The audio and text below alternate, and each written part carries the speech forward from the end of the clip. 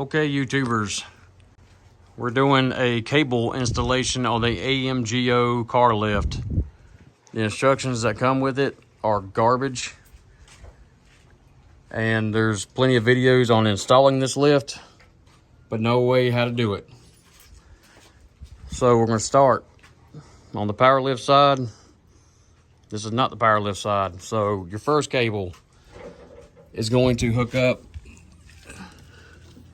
This is your stopper end of the cable. On the back side of this side,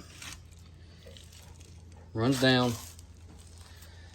goes all the way across, up this pulley. Now when you go on the bottom side, it's not going to go through any holes at all.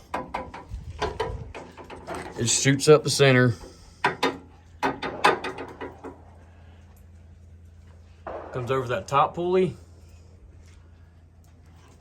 and your bolt is right here, your adjustment nut. And on this side, the power pole side, again, your stopper goes in this back bottom right side of it. Goes all the way across. Goes up the middle. Doesn't go through any holes, just straight up through the middle. Over the top pulley.